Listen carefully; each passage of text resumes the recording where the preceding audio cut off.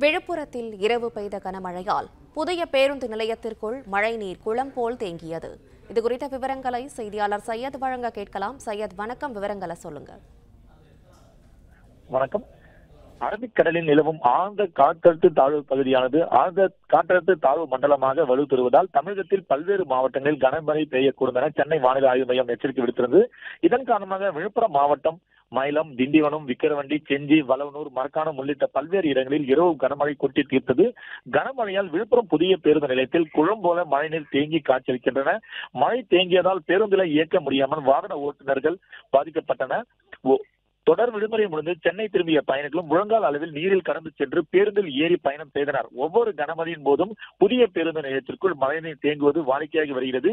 மழைநீரை அகற்ற ராட்சச மோட்டார்கள் பயன்படுத்தினால் வாய்க்கால்கள் தூர்வாரப்படாததால் ஆக்கிரமிப்புகளாலும் மழைநீர் தேங்கியுள்ளது. இதனால் தொடர்ந்து இந்த பகுதியில் தண்ணீரானது குளம் போல காட்சியளிக்கிறது.